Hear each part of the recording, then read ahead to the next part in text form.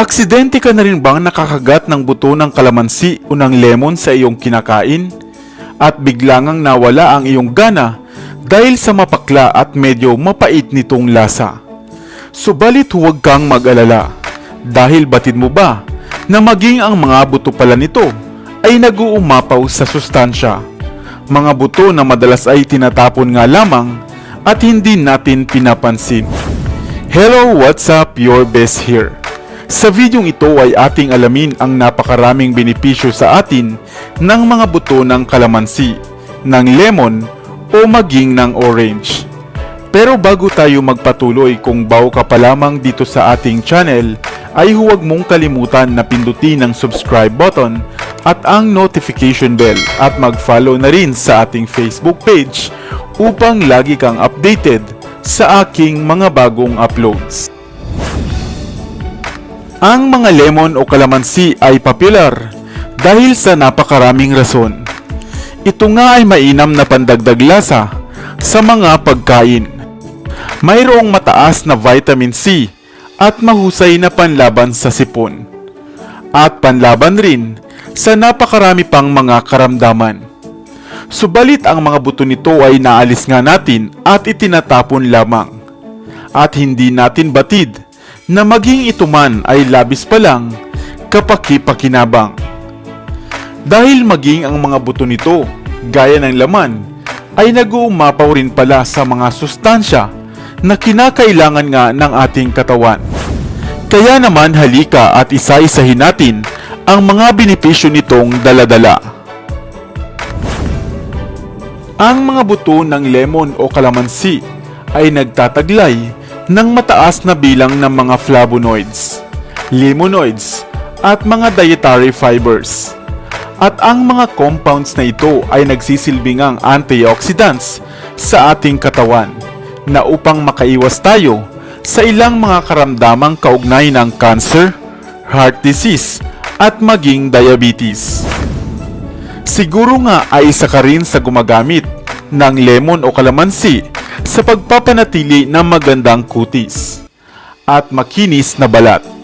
At gaya nga ng lemon, ang mga buto rin nito ay mainam na source ng vitamin C. At mahigit nga sa 46.9 mg nito ang matatagpuan sa buto ng kalamansi o lemon. Mainam nga nitong pinapagana ang collagen synthesis sa ating balat at mahusay ring proteksyon laban sa UV rays o init ng sinag ng araw. Ang lemon seed oil din naman ay sinasabing mayroong analgesic effect sa bahagi ng ating utak na siyang nagsasabi nga ng sakit na ating nararamdaman at pinaniniwalaang isang mahusay na pain reliever. Batid mo rin ba na ang butong ito ng kalamansi o ng lemon ay mahusay na antibacterial, antifungal, at antiparasitic infection. At ang pagkonsumo nito ay makatutulong nga upang malabanan ng ilang mga infeksyon na nasa ating balat kagaya ng candidiasis. At nakatutuwa ngang isipin at malaman na ang mga butong ito pala na itinatapon mo lamang ay maaari palang magpaganda ng ating mood at maaaring magpaganda rin ng ating memorya na napakainam lalo na nga sa mga nag-aaral na estudyante. Sa tulong ng lemonin na matatagpuan nga sa mga buto ng lemon ay mai-improve ang inyong feel-good hormones upang lagi kayong maging masaya at matalas ang memorya.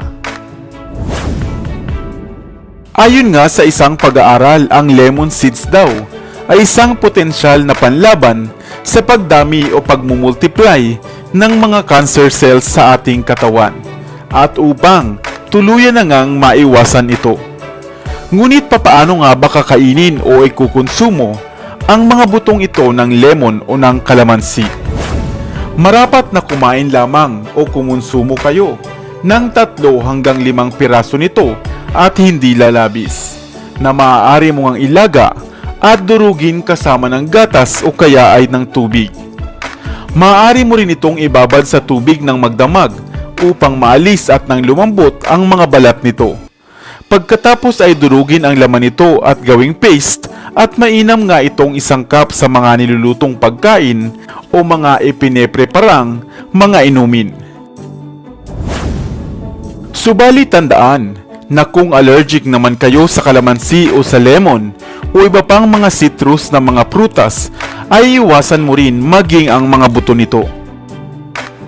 Ang mga natural remedies ay hindi lunas at remedyo lalo na nga sa mga chronic na karamdaman, kung kaya mainam pa rin na kumonsulta sa inyong doktor.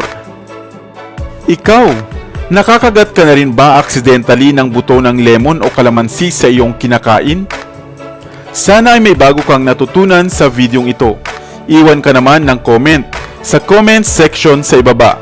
I-like at i-share mo na rin para naman sa kaalaman ng iba.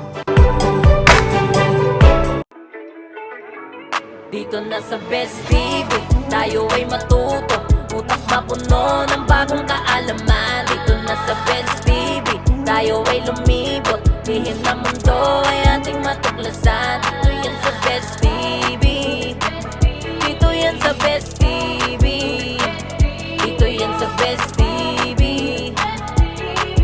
Sapagkat ang mga laki may alam. Dito yan sa Best Tara TV. bes, sabay-sabay tayo na matuto. Pagkat dito sa mundo lamang ang siyang marunong.